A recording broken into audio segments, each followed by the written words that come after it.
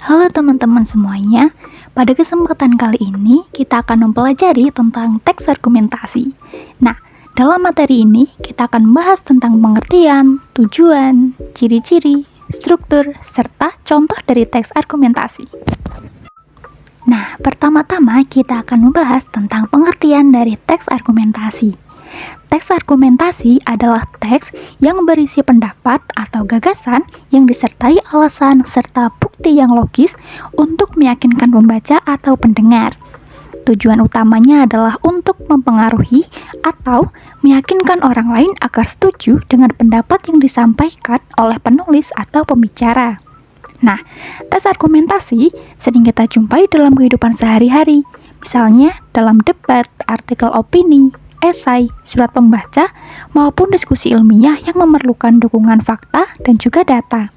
Nah, jadi teman-teman, dapat dikatakan bahwa teks argumentasi digunakan untuk menyampaikan gagasan secara logis dan juga persuasif. Selanjutnya, kita akan membahas tujuan dan juga ciri-ciri teks argumentasi. Tujuan utamanya adalah untuk meyakinkan pembaca atau pendengar mengenai suatu pendapat tertentu dengan memberikan alasan dengan bukti yang kuat. Selain itu, teks argumentasi juga bertujuan agar pembaca dapat memahami dan menerima pendapat yang disampaikan oleh penulis. Nah, teks argumentasi juga memiliki ciri-ciri sebagai berikut. Yang pertama, memiliki pendapat yang jelas. Yang kedua, didukung oleh alasan yang logis. Yang ketiga, menggunakan fakta dan data sebagai bukti. Dan yang terakhir adalah menggunakan bahasa yang persuasif atau bersifat meyakinkan. Nah, dengan adanya alasan dan bukti yang kuat, pendapat yang disampaikan akan lebih mudah diterima oleh orang lain. Nah, teman-teman, teks argumentasi memiliki 4 struktur utama. Yang pertama adalah tesis.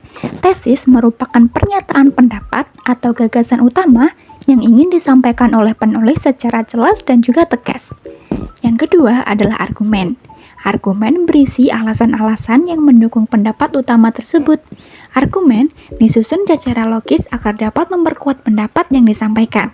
Yang ketiga adalah bukti. Bukti ini dapat berupa fakta, data, atau contoh nyata yang digunakan untuk mendukung argumen sehingga pembaca lebih yakin. Dan yang terakhir adalah kesimpulan.